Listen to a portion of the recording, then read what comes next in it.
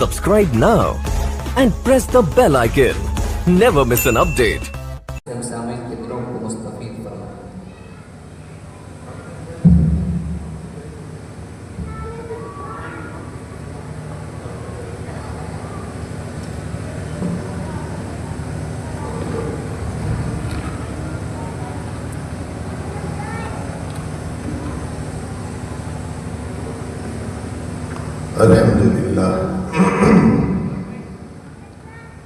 الحمدللہ رب العالمین والصلاة والسلام علی سید المرسلین محمد وآلہ وصحبہ اجمعین ومن تبعهم بإحسان إلی یوم الدین اما بعد اعوذ باللہ من الشیطان الرجیم بسم اللہ الرحمن الرحیم ان اللہ لا یغفر ان یشرک به ویغفر ما دون ذلك لمن یشاء صدق اللہ العظیم رب اشرح لي صدری ویسر لي امری واحلل عقدۃ من لسانی یفقهوا قولی سبحانک لا علم لنا الا ما علمتنا انک انت العلیم الحکیم سبحان ربک رب العزة عما یصفون وسلام علی المرسلین والحمد للہ رب العالمین۔ قابل احترام بزرگوں، پس پردہ میری محترم دینی بہنوں اور بچیوں، رات کے 11:30 بج گئے ہیں اور 12 بجے سے پہلے یہ جلسہ مکمل ہونا ہے، اس لیے آپ حضرات تھوڑی دیر کے لیے اور اپنا وقت اور تھوڑی مصروفیات کو آگے پیچھے کر کے قربانی دے دیں۔ میں انشاءاللہ 12 بجے سے پہلے ہی بات پوری کر دوں گا انشاءاللہ العزیز۔ 15-20 منٹ کی بات ہونی ہے۔ تقریر حضرت مولانا کی ہو گئی ہے، اب تقریر نہیں ہوگی، اب صرف پیچھے جو پوسٹر لگا ہے، آپ کے بینر لگا ہے، اس میں عنوان ہے ماہ محرم کی فضیلت و اہمیت، تو اس حوالے سے ہمارے یہاں محرم کے حوالے سے جو چیزیں آ گئی ہیں ان کو سامنے رکھتے ہوئے چند باتیں عرض کرنی ہیں۔ بس ہماری بہنیں بھی یہاں بیٹھی ہیں۔ دین بہت آسان اصولوں کا نام ہے۔ آپ کو جب بھی کوئی شخص یہ بتلائے کہ یہ کام کرو، یہ کام نہ کرو، تو اس کے لیے آپ کہیے گا کہ ہمیں آپ 3 باتیں بتلا دیجیے، تو انشاءاللہ ہم اس کو دین سمجھ کر کے کریں گے۔ اور اگر ان تینوں میں سے آپ کوئی بات نہیں بتلا رہے ہیں تو میرے نزدیک وہ دین نہیں ہے۔ سب سے پہلے دین کا اصول سمجھ لیں، وہ کتنا بڑا عالم ہو، اس کی کتنی عمر ہے، اس نے کتنے حج کیے ہیں، یہاں تک کہ وہ وقت کا امام ہو، تب بھی ایک مسلمان کے لیے ضروری ہے کہ وہ 3 باتوں کا مطالبہ کرے۔ پہلی چیز یہ ہے کہ ہم جو کچھ بھی آپ سے کہیں یا کوئی دوسرا عالم یا کوئی دوسرا شخص آپ سے جو کچھ بھی کہے کہ بھائی یہ کام کرو، یہ دین ہے، تو اس سے آپ پہلا مطالبہ کریں گے کہ ہمیں قرآن میں دکھلاؤ۔ اب اگر قرآن میں دکھلا دے رہا ہے تو ٹھیک ہے، قرآن میں نہیں دکھلا پا رہا ہے تو آپ اس سے دوسرا مطالبہ کریں گے کہ حضور پاک علیہ الصلوۃ والسلام کی زندگی میں دکھلاؤ۔ حضور پاک علیہ الصلوۃ والسلام کی زندگی میں دکھلا دے رہا ہے، ہم کریں گے، اور اگر حضور پاک علیہ الصلوۃ والسلام کی زندگی میں بھی نہیں دکھلا پا رہا ہے تو اس سے آگے مطالبہ کریں گے کہ حضرات صحابہ کی زندگی میں وہ چیز دکھلا دیں۔ اگر 3 جگہ کوئی چیز ہم کو ملے گی، ہم آنکھ بند کر کے کریں گے، اور اگر ان تینوں جگہوں پر کوئی چیز ہم کو نہیں ملے گی، ہم اسے نہیں کریں گے۔ اتنی بات اگر سمجھ میں آ گئی ہو، یہ دین کا بہت سمپل فارمولہ ہے، دین بہت آسان شے کا نام ہے۔ آپ یہ نہ کہیے کہ ہمارے ابا کرتے تھے، ہمارے دادا کرتے تھے، ہمارے خاندان میں یہ سب ہوتا چلا رہا ہے، لاکھوں لوگ کرتے ہیں، یہ اصول نہیں ہے۔ ہمارے گھر میں ہوتا تھا کہ نہیں ہوتا تھا اس سے مطلب نہیں ہے، اصول یہ دین ہے۔ اللہ کی کتاب میں، حضور صلی اللہ علیہ وسلم کی زندگی میں، یا حضرات صحابہ کی زندگی میں۔ اب آ جائیے جو محرم میں چیزیں ہمارے یہاں آ گئی ہیں ان کو ان اصولوں پر ہم ذرا سمجھ لیں۔ بہت سی سادے سادے انداز میں سبق کی طریقے سے باتوں کو سمجھنے کی کوشش کرنی ہے، کیونکہ معاملہ بہت نازک ہے۔ اب اس مختصر سے وقت میں بہت ساری چیزیں تفصیل سے نہیں عرض کی جا سکتی، بس ایک بات ہی انشاءاللہ میں کوشش کروں گا، اللہ کرے وہ کسی وضاحت سے آ جائے۔ اب اگر یہ اصول سمجھ میں آ گیا ہو تو اب آ جائیے اس اصول پر ایک چیز دیکھیں گے، تعزیہ۔ اگر تعزیہ ہمیں کرنا ہے تو اس کے لیے ہم یہاں کسی مسلک کا نام نہیں لیں گے، لیکن ہم آپ سے تقاضا کریں گے کہ اگر آپ مسلمان ہیں تو جو بیچارے تعزیہ کر رہے ہیں وہ بھی، اور جو دوسرے لوگ نہیں کر رہے ہیں اگر ان سے کوئی کرنے کے لیے کہے تو وہ بھی ان تین جگہ سے مطالبہ کریں۔ اگر تعزیہ حضور پاک علیہ الصلوۃ والسلام کی زندگی میں کیا گیا ہو تو ہم کریں گے۔ ہم نے دیکھا ہے کہ نہ تو اس کا تذکرہ قرآن میں ہے، نہ اس کا تذکرہ حضور کی زندگی میں ہے، اور نہ یہ کام حضرات صحابہ نے کیا، اور نہ حضرات صحابہ کے بعد یہ کام ان کے شاگردوں یعنی تابعین نے کیا، نہ یہ کام ان کے شاگردوں کے شاگرد یعنی تبع تابعین نے کیا۔ نہ حضور کی زندگی میں تعزیے کا کوئی کام ہوا، نہ حضور کے بعد صحابہ کی زندگی میں، نہ صحابہ کے بعد تابعین کی زندگی میں، نہ تابعین کے بعد تبع تابعین کی زندگی میں۔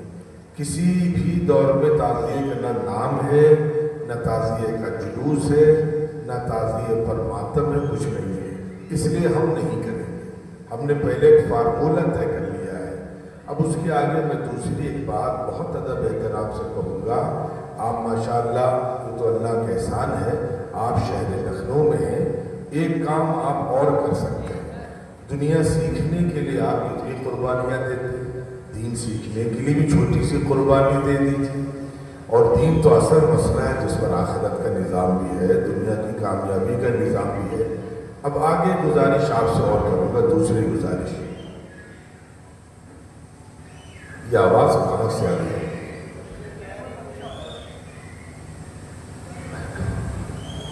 یہ کوئی وہی بغل میں کوئی آواز آ رہی ہے؟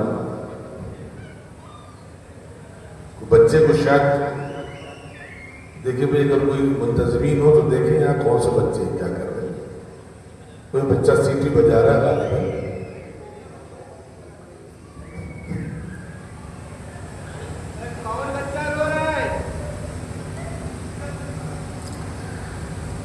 اب آ جائیے، بہت آسان ہے دین۔ دین اتنا آسان ہے، اس کو جو لوگ مشکل بناتے ہیں وہ گنہگار ہو جاتے ہیں۔ میں نے پہلے آپ کو اصول بتا دیے ہیں۔ شیعہ حضرات کیا کرتے ہیں، ہمیں اس سے مطلب نہیں ہے۔ ہم قرآن کو مانتے ہیں، قرآن کے بعد اللہ کے رسول کو مانتے ہیں، اللہ کے رسول کے بعد حضرات صحابہ کو مانتے ہیں۔ وہاں یہ چیز ہم کو نہیں ملی، اس لیے اس کو ہم نہیں کریں گے۔ ایک بات۔ اب دوسری بات ذرا صاحب سے گزارش یہ ہے، بہت آسان اور سادہ سے لفظوں میں، کہ آپ لکھنؤ شہر میں رہتے ہیں، اور لکھنؤ میں اللہ کا شکر ہے، میں نام لے لیتا ہوں، جتنے بھی مسلک ہیں، دیوبندی مسلک ہو، بریلوی مسلک ہو، کہ چھوچھا کا مسلک ہو، جو مسلک ہو، وہ کیا کر رہے ہیں، مجھے اس کا تذکرہ اس وقت یہاں نہیں کرنا ہے، کسی کا نام لے کر کوئی بات نہیں کرنی ہے، لیکن ایک گزارش، اگر ہم اپنے آپ کو ندوی مانتے ہیں تو ندوے والے، اگر ہم دیوبندی مانتے ہیں تو دیوبند والے، اگر ہم اپنے آپ کو بریلوی کہتے ہیں تو بریلی والے، تقریباً سب کے لکھنؤ میں مرکز ہیں، سب کے لکھنؤ میں دفتر ہے۔ آپ کو بریلی کے دفتر سے رابطہ کرنے کے لیے بریلی شریف جانے کی ضرورت نہیں، یہاں دفتر ان کا کوئی نہ کوئی ہوگا، ندوے کا بھی دفتر ہے، دیوبند کا بھی کوئی نہ کوئی نظام مل جائے گا۔ تو میں یہ نہیں کہوں گا کہ نہیں آپ ندوے ہی جائیں، بالکل نہیں۔ آپ جس مسلک کو مانتے ہیں اس مسلک کا دفتر لکھنؤ میں تلاش کر لیجیے، اور لکھنؤ میں تلاش کرنے کے بعد آپ جائیے اور کہیے، لکھ کر کے آپ ہم سے پوچھیے کہ بھائی تعزیے کے سلسلے میں شریعت کیا کہتی ہے، ہماری ذرا رہبری کر دیجیے۔ میں یہ نہیں کہہ رہا ہوں کہ نہیں سب ایک جگہ، الگ الگ جگہ جاؤ، اگر کسی ایک جگہ سے بھی، یعنی ہم جو کام کر رہے ہیں تو فتویٰ لینے میں کیا جاتا ہے، اتنا پیسہ لگانا اور اس کے لیے صبح سے شام تک پورا دن برباد کرنا، تو بہتر ہے کہ جب پورا دن ہمیں برباد کرنا ہے تو ذرا سا 1 گھنٹے وقت نکال لیں، اور وقت نکال کر کے فتویٰ لیا جا کر کے اور اگر کسی ایک مسلک نے بھی کہ چھوچا سے مل جائے، بریلی سے مل جائے، ندوے سے مل جائے، دیوبند سے مل جائے، تو آپ مجھے بتا دیجیے گا کہ تعزیے کی اجازت مل گئی ہے۔ کسی ایک جگہ سے بھی اجازت نہیں ملے گی، اس لیے کہ قرآن و حدیث کے سب پابند ہیں اور سب جانتے ہیں کہ قرآن و حدیث میں اس کی کوئی گنجائش تعزیے کی نہیں ہے۔ یہ کھلا ہوا شرک ہے۔ شرک کتنا بڑا گناہ ہے وہ سمجھ لیجیے گا۔ شرک اتنا بڑا گناہ ہے کہ میں بہت یعنی جو تعزیے سے بچنا ہے، نہ تعزیہ ہم کو کرنا ہے، نہ اس کے جلوس میں شامل ہونا ہے، نہ اس سے ہمیں کوئی منت مانگنی ہے، نہ اس سے ہمیں کوئی اولاد مانگنی، کچھ نہیں مانگنا ہے۔ اللہ تعالیٰ کو جب کوئی انسان گناہ کرتا ہے تو اللہ تعالیٰ کو غصہ آتا ہے، لیکن اللہ تعالیٰ تقریباً سارے گناہوں کو معاف کر دیتا ہے۔ لیکن ایک گناہ اللہ کی نظروں میں اتنا خطرناک ہے کہ اللہ تعالیٰ اس گناہ کو نہیں معاف کرتے، اس کو قرآن نے شرک کہا ہے۔ ہم اگر کوئی شخص شراب پی رہا ہے، امید ہے کہ اگر توبہ کرے گا اللہ تعالیٰ معاف کر دیں گے۔ ایک شخص رشوت لے رہا ہے، توبہ کرے گا اللہ تعالیٰ معاف کر دیں گے۔ ایک شخص زنا کر رہا ہے، توبہ کرے گا اللہ تعالیٰ معاف کر دیں گے۔ ایک شخص حرام کھا رہا ہے، توبہ کرے گا اللہ تعالیٰ معاف کر دیں گے۔ لیکن ایک شخص بہت نیک ہے لیکن شرک کر رہا ہے تو اللہ تعالیٰ اس کو نہیں معاف کرتے۔ اور بہت آسان سے لفظوں میں شرک کو سمجھ لیجیے۔ شرک کہتے کسے ہیں؟ شرک اسے کہتے ہیں کہ جو طاقتیں اللہ کی ہیں وہ طاقتیں اللہ کو چھوڑ کر ہم کسی دوسرے کے حوالے کر دیں اور وہاں سے چیزیں مانگنے لگیں، اسے شرک کہتے ہیں۔ جیسے اولاد دینے کی طاقت اللہ نے اپنے پاس رکھی ہے، ایک بیمار کو شفا دینے کی طاقت اللہ نے اپنے پاس رکھی ہے، کاروبار میں برکت کی طاقت اللہ نے اپنے پاس رکھی ہے، عزت دینے کی طاقت اللہ نے اپنے پاس رکھی ہے۔ اب یہ چیزیں کسی دوسرے سے مانگنے لگیں، یہ شرک ہے اور اللہ تعالیٰ اس کو بہت ناپسند کرتے ہیں۔ اس کو ایک مثال سے سمجھیں۔ ہمارے یہاں بہنیں بھی بیٹھی ہوئی ہیں کہ آخر اللہ تعالیٰ شرک سے اتنا غصہ کیوں ہوتے ہیں، شرک کے گناہ کو اللہ تعالیٰ معاف کیوں نہیں کرتے، اس کی وجہ سمجھ لیجیے۔ میں ہی اپنی مثال دے دوں تو شاید چونکہ مقرر کے لیے بڑا مسئلہ یہ ہے کہ وہ بیچارہ چیز اچھی ہو یا بری اسے اپنے ہی کو سامنے رکھ کر باتیں کہنی پڑتی ہے۔ لیکن پہلے وضاحت کے ساتھ کہ میں اکیلا ہوں، میرا کوئی دوسرا بھائی نہیں ہے، کیونکہ آگے جو مثال دینے جا رہا ہوں اس میں آپ کنفیوز نہ ہو جائیں، اس لیے مثال دے رہا ہوں۔ میرا کوئی بھائی نہیں، میں اکیلا ہوں، بہنیں ماشاءاللہ سے 5 ہیں۔ اب مثال دے رہا ہوں، مان لیجئے میرا کوئی چھوٹا بھائی ہوتا، مثال کے طور پر میں مجھ سے بڑی محبت کرتا، ظاہر سی بات ہے بھائیوں بڑی محبت ہوتی ہے۔ اب ایک روز میری بیوی اگر مجھ سے یہ کہتی آ کر کے کہ دیکھیے آپ کا جو بستر ہے میں نے اس پر کبھی آپ کے کسی دشمن کو نہیں بٹھایا،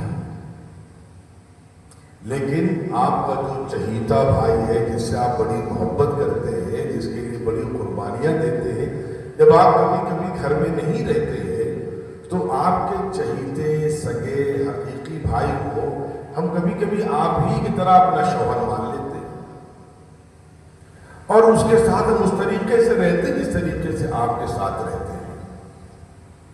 اب آپ بتائیے، میں ایک انتہائی گنہگار انسان، میں اپنی بیوی کی لاکھوں غلطیوں کو معاف کرنے کے لیے تیار ہوں، لیکن اس غلطی کو معاف کرنے کے لیے تیار نہیں ہوں کہ نہیں اس میں کوئی سمجھوتا نہیں۔ شوہر پھر میں تم سے کوئی مذاق نہیں کر سکتا، تمہاری طرف کوئی دیکھ نہیں سکتا، تمہیں کوئی چھو نہیں سکتا، اور ساری غلطیاں برداشت ہیں۔ تم تیز ہو، لڑائی کرتی ہو، میری سیوا نہیں کرتی، میرے ماں باپ سے لڑتی ہو، میرے لیے کھانا بنا کر نہیں دیتی، وہ سب برداشت ہے، لیکن یہ برداشت نہیں، اس میں کوئی سمجھوتا نہیں کر پاؤں، اس میں کوئی کمپرومائز نہیں۔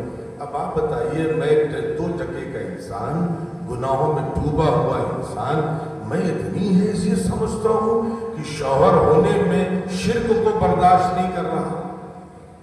تو جو اللہ سب کچھ بنانے والا ہے، آسمان و زمین کا نظام بنانے والا ہے، وہ اللہ اپنے رب ہونے میں شرک کیسے برداشت کر سکتا ہے؟ وہ اسی لیے کہتا تم کروڑوں اربوں کھربوں گناہ کر کے ہم سب معاف کر دیں گے، لیکن لا یغفر ان یشرک بہ، شرک نہیں معاف کریں گے۔ اب آ جائیے تعزیے پر، جو ہم لوگ اتنا منع کرتے ہیں کہ بھئی تعزیہ مت کرو، تعزیہ مت اٹھاؤ، اس سے اولادیں مت مانگو۔ میں نے پہلے ہی مثالوں میں کہہ دیا تھا، زنا قابل معافی ہے، شراب قابل معافی ہے، رشوت قابل معافی ہے، قتل قابل معافی ہے، بینک کا سود کھانا قابل معافی ہے، لیکن شرک قابل معافی اس وجہ سے نہیں ہے کہ جس تعزیے کو ہم بہت ہلکے میں لیتے ہیں، اللہ کی نظروں میں وہ شرک ہے۔ اس لیے جو لوگ عبادت سمجھ کر کے جا رہے ہیں وہ شیطانی کام کرنے جا رہے ہیں۔ اس لیے اللہ کرے ہم بہر کے اس مختصر سے وقت میں کسی تفصیلی گفتگو کی طرف نہیں جائیں گے۔ میں نے خلاصہ آپ کے سامنے رکھ دیا ہے کہ دین بہت آسان ہے۔ تعزیہ تو میں نے اس لیے اس کا تذکرہ کیا کہ یہ مہینہ چل رہا ہے، لیکن اس کے علاوہ بھی زندگی میں جب بھی آپ سے کوئی چیز دین بنا کر پیش کی جائے، آپ اس کے سامنے 3 سوال رکھیے گا۔ قرآن میں دکھلا دو، حضور کی زندگی میں دکھلا دو، صحابہ کی زندگی میں دکھلا دو، مجھ سے دین سمجھ کر کے کر لیں گے۔ اور تعزیہ بھی کوئی تینوں جگہ نہیں دکھلا سکتا، اور تعزیہ اتنا بڑا گناہ ہے کہ وہ شرک کے درجے میں داخل ہے۔ آپ لوگ، میں بھی گھومتا پھرتا ہوں، دیکھتا ہوں، کانپور بطور خاص اس سلسلے میں خرافات کا اسے مرکز کہا جائے، وہاں میں نے دیکھا کہ چبوتروں پر بڑے بڑے تعزیے لا کر کے رکھے جاتے ہیں، لوگ وہاں پر آتے ہیں، سجدے کرتے ہیں، لوگ وہاں پر آتے ہیں، اس کا طواف کرتے ہیں، لوگ وہاں پر آتے ہیں، چڑھاوے چڑھاتے ہیں، لوگ وہااں کاروبار کی خیر و برکتیں مانگتے ہیں، بے اولاد لوگ وہاں پر آ کر کے ان سے اولادیں مانگتے ہیں۔ یہ شرک عظیم ہے۔ اور ہمارے یہاں اللہ تعالیٰ معاف کرے، ہمیں سنی مسلمانوں سے شکایت اس لیے ہے کہ کہتے اپنے آپ کو سنی ہے، کام سب شیعہ والے کرتے ہیں۔ بھیا تو اپنے آپ کو شیعہ کہو، ہم شیعہ ہیں، ختم مسئلہ۔ میں اس وقت ان کا نام لے کر کوئی بات یہاں نہیں کہہ رہا ہوں، لیکن تعزیے کا کوئی تعلق سنیوں کے مسلک سے، مذہب سے، فکر سے، شریعت سے، دین سے دور دور کا نہیں ہے، سب ان کا کام ہے۔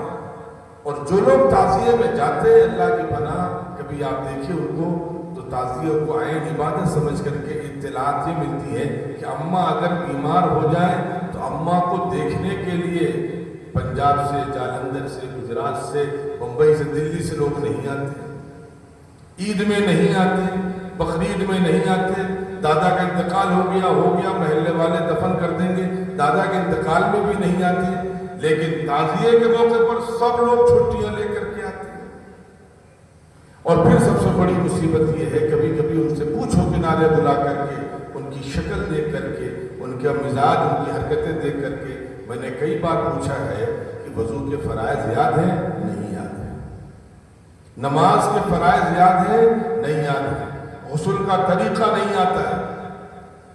حضرت حسین کے ابا کا نام نہیں معلوم، نانا کا نام نہیں معلوم، اماں کا نام نہیں معلوم، حضرت حسین کا مقام کیا ہے یہ نہیں معلوم، حضرت حسین کی زندگی کیا ہے یہ نہیں معلوم، لیکن تعزیہ معلوم ہے۔ اس لیے میں چاہوں گا، اور بہت ساری خرافاتیں ہیں، لیکن بہر کے اس بہت مختصر سے وقت میں ان چیزوں کے تذکرے کی اب ضرورت نہیں ہے، لیکن اگر آج کے جلسے سے آپ حضرات، صرف آپ حضرات اس پیغام کو لے کر کے جائیں کہ ہم تعزیہ نہیں کریں گے، اور جو لوگ کر رہے ہوں ان کو محبت سے سمجھائیں، تو میں سمجھتا ہوں انشاءاللہ العزیز ہمارا جلسہ کامیاب ہے۔ اللہ تعالیٰ صحیح دین سمجھنے کی اور دین پر عمل کرنے کے اللہ ہم کو توفیق عطا فرمائے، اور ہر قسم کی خرافات سے، مصیبتوں سے، بلاؤں سے اللہ ہماری حفاظت فرمائے۔ میں نے مختصراً تعزیے کی تفصیل سے بات کہہ دی، اب اجمالاً ایک دو باتیں جلدی سے عرض کر دیتا ہوں۔ ہم لوگ محرم میں شادی نہیں کرتے، کیوں؟ غم کا مہینہ ہے، حضور نے شادیاں کی ہیں، عجب معاملہ ہے۔ کہتے بھی ہیں سنی ہے اور مان بھی حضور کی نہیں رہے۔ حضور تو محرم میں شادیاں کر رہے ہیں اور ہم محرم میں شادیاں نہیں کر رہے ہیں۔ دوسری پریشانی، ہم کہتے ہیں شادیاں کیوں نہیں کریں گے؟ اس لیے کہ محرم غم کا مہینہ ہے، حضور کہہ رہے ہیں خوشی کا مہینہ ہے۔ وہ الٹا معاملہ ہے۔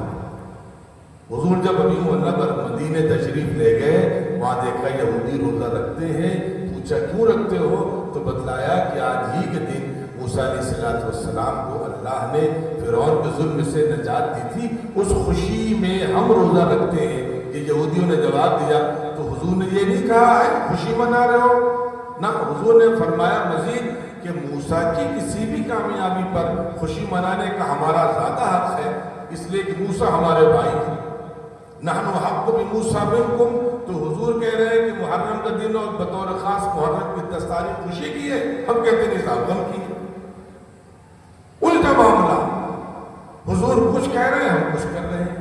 اس لیے میرے عزیز و میرے بزرگوں، محرم کا مہینہ نہیں، سال کے 365 دن میں کوئی دن بھی منحوس نہیں ہے، غم کا نہیں ہے، ہر دن اللہ نے بنائے ہیں، ہر دن برابر ہے، کسی کو اللہ نے منحوس دن نہیں کہا ہے، اس لیے ہم کسی کو منحوس دن نہیں سمجھیں گے۔ اچھا آگے ایک بات کہہ کے مکمل کر لیتا ہوں۔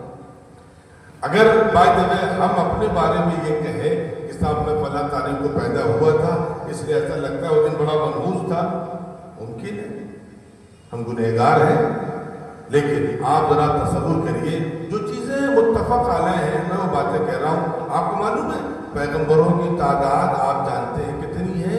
تقریباً 1.25 لاکھ پیغمبروں کی تعداد ہے، یہ آپ جانتے ہیں۔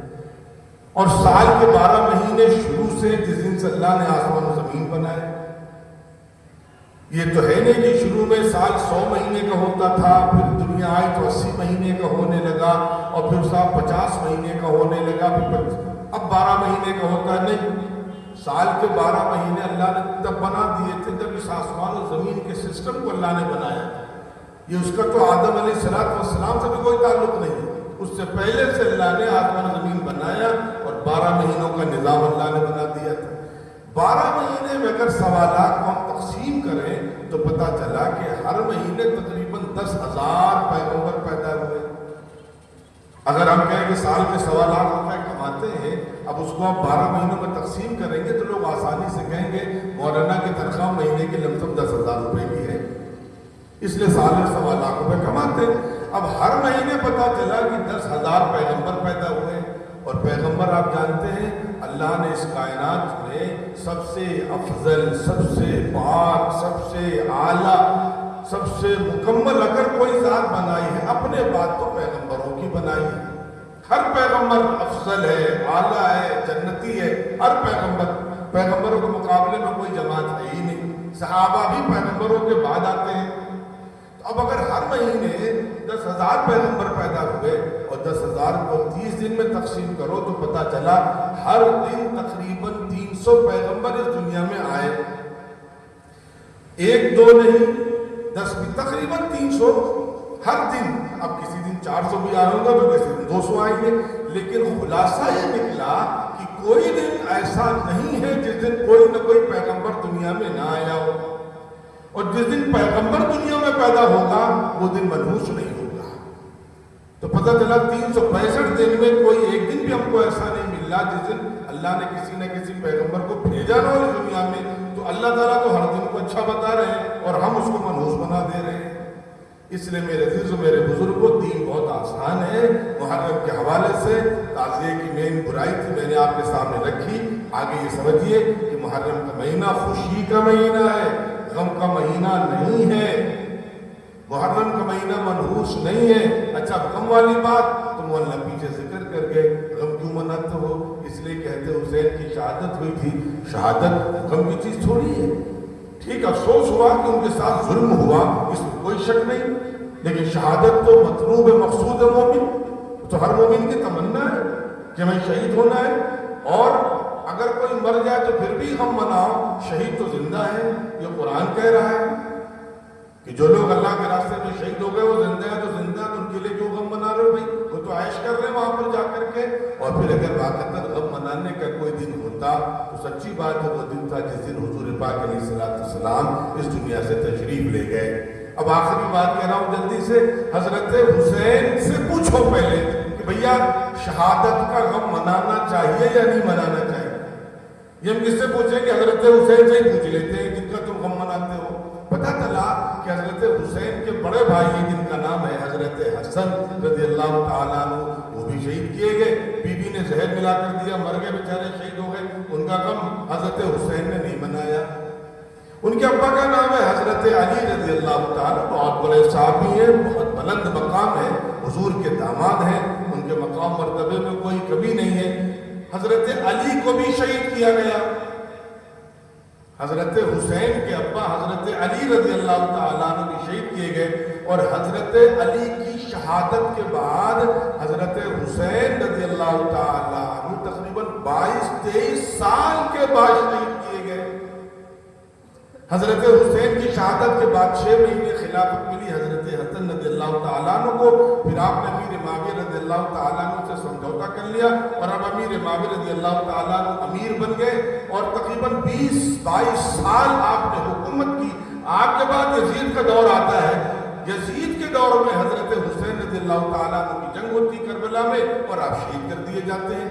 یہ غم ہے، اس اعتبار سے تو ٹھیک ہے، تکلیف ہے، لیکن یہ کہ جب حضرت حسین رضی اللہ تعالیٰ عنہ نے 22 سال تک زندہ رہے، ہر سال ابا کی شہادت کا دن آیا اور اپنے ابا کی شہادت پر ماتم نہیں کیا، سینہ نہیں پیٹا، تو آخر ہم کیوں کر رہے ہیں؟ اس لیے میرے عزیزو، آج طے کرو، نہ ماتم کرنا ہے، نہ غم کا دن سمجھنا ہے، نہ اس کو منحوس سمجھنا ہے، بلکہ کرنا یہ ہے کہ محرم کی جو فضیلت ہے وہ شروع سے ہے۔ حضرت حسین کی شہادت اس مہینے میں ہو گئی، ان کی شہادت اور افضل ہو گئی، لیکن محرم مہینہ بہت شروع سے افضل ہے۔ اسی لیے یاد رکھیے گا، حضور پاک علیہ السلام کی آمد سے پہلے سے کچھ کام محرم کے مہینے میں لوگ کیا کرتے تھے، غالباً غسل کعبہ یا ردائے کعبہ جو کعبے کا خلاف ہے، اس کے بدلنے کی جو ان کے یہاں روایت تھی وہ محرم کے مہینے میں تھی۔ محرم کا مہینے اس وجہ سے بھی اہمیت کا حامل تھا کہ اس سے وہ سال اپنا پہلے سے شروع کرتے تھے۔ اس کی وجہ یہ تھی، اس سے پہلا والا مہینہ حج کا مہینہ ہے، حج کے کام میں ساری دنیا مصروف رہتی تھی، اب لوگ کہتے تھے حج مکمل ہو گیا، اب ہمارا نیا سال شروع ہو گیا، تو پہلے سے ہی محرم کا مہینہ ان کے افضل تھا۔ اسی لیے حضور پاک علیہ السلام جب مدینہ منورہ پہنچ گئے، رمضان شریف کے روزے ملے، اس سے پہلے تک محرم کے مہینوں میں بطور خاص 10 محرم کا روزہ بڑی اہتمام کے ساتھ رکھا کرتے تھے۔ اس لیے ہم کو کرنا یہ ہے، اس مہینے میں عبادتیں کرنی ہے، اور 10 تاریخ کو بطور خاص ہم کو روزہ رکھنا ہے۔ اور کھچڑا جو 10 تاریخ کا ہے، آپ کھچڑا روز کھائیے، کسی نے نہیں منع کیا، لیکن کسی دن کو اس کے ساتھ طے کر دینا اور اس کو عبادت سمجھنا، یہی شرک ہے، یہی بدعت ہے۔ اب 10 تاریخ کو حضور پاک علیہ السلام نے کھچڑے کا کوئی اہتمام نہیں کیا۔ ہم لوگ بھائی سال بھر کھچڑا کھاؤ، روزہ رکھنے کو کہا تو روزہ نہیں رکھے، کھچڑا بنائیں گے اس دن۔ بھائی روزہ رکھیے، شام کو افطار کریے، دعائیں مانگیے اللہ رب العزت سے۔ یہ دن اللہ کی نظروں بڑا محترم شروع سے رہا ہے، اور پورے مہینے کو اللہ تعالیٰ نے نام کیا رکھا ہے؟ محرم الحرام۔ محرم الحرام کا مطلب ہی ہے محترم مہینہ، احترام والا، عظمت والا، برکت والا۔ اللہ تعالیٰ کہہ رہے برکت والا، ہم نے کہا نہیں، منحوس مہینہ ہے۔ اچھا مصیبت ہے اس قوم کو، نہ اللہ کی ماننی ہے، حضور نے کہا خوشی کا نہیں، ہم نے کہا غم کا ہے، نہ حضور کی ماننی ہے۔ اس لیے میرے عزیزو، میرے بزرگوں، اللہ، اس کے رسول اور حضرات صحابہ کی جو تعلیمات ہیں ان کو سمپل دیکھنا ہے، اور بہت سمپل ہے، دین بہت مشکل نہیں ہے۔ میں نے بہت سمپل فارمولہ آپ کو بتایا، قرآن دیکھو، حدیث دیکھو، حضرات صحابہ کی زندگی دیکھو۔ اسی لیے میں یہ نہیں کہہ رہا، یہ حضور نے کہا تھا جب اس دنیا سے جانے لگے، حضور نے کہا دیکھو میں دنیا سے جانے والا ہوں، تمہارے دشمن بہت ہوں گے، شیطان تمہیں بہکائے گا، گمراہ کرے گا، لیکن تم 2 کام کر لینا، لن تضلوا، تو تم بہکو گے نہیں، گمراہ نہیں ہوگے۔ 2 کام کیا ہے؟ 2 چیزوں کو مضبوطی سے پکڑ لینا، ایک کتاب اللہ کو اور دوسرے میری سنت کو۔ یہ حضور نے کہا اور بعد میں فرمایا، اور اس کے علاوہ میرے صحابہ کی خلفائے راشدین کو بھی سنت کو مضبوطی سے پکڑے رہنا، تم گمراہ نہیں ہوگے۔ ہم نے تینوں کی سنتیں چھوڑ دی اور خرافات کو ہم نے پکڑ لیا۔ اس لیے میرے عزیزوں، میرے بزرگوں، محرم کے مہینے میں جلسہ کرانے کا مقصود صرف یہ ہے، امت جو خرافات میں مبتلا ہے، شرک میں مبتلا ہے، گناہوں میں مبتلا ہے، اللہ کے خرافات سے امت بچنے والی ہو، اور جو دین کی صحیح تصویر ہے امت اس کو سمجھے اور اس پر عمل کرے۔ والسلام علیکم ورحمۃ اللہ وبرکاتہ۔ بہت مختصر دعا کریں چونکہ 12 بج گیا۔ الحمدللہ رب العالمین، الحمدللہ الذی لا الہ الا هو الحی القیوم اتوب الیہ، ربنا اغفر لنا ذنوبنا وکفر عنا سیئاتنا وتوفنا مع الابرار۔ اللہ ہماری حاضری کو قبول فرما۔ इस मजमे को कबूल फरमा, बच्चों को कबूल फरमा, औरतों को, बहनों को, बेटियों को, बुजुर्गों को, जवानों को, सबको कबूल फरमा। अल्लाह कहने वालों को खुलूस अता फरमा, अल्लाह ईमान कामिल अता फरमा, यकीन कामिल अता फरमा, शिर्क से, बिदअत से, खुराफात से हमारी हिफाजत फरमा और हुजूर पाक अलैहिस्सलाम की सुन्नतों को ज़िंदा करने और आपकी सुन्नतों के मुताबिक ज़िंदगी गुजारने की तौफीक अता फरमा। रब्बना आतिना फिद दुनिया हसना व फिल आखिरति हसना व क़िना अज़ाबन्नार। रब्बना तक़ब्बल मिन्ना इन्नका अंतस समीउल अलीम व तुब अलैना इन्नका अंतत तव्वाबुर रहीम व सल्लल्लाहु तआला अला खैरि खल्क़िही मुहम्मदिन व अला आलिहि व सहबिहि अजमईन बिरहमतिका या अरहमर राहिमीन। अल्हम्दुलिल्लाहि रब्बिल आलमीन।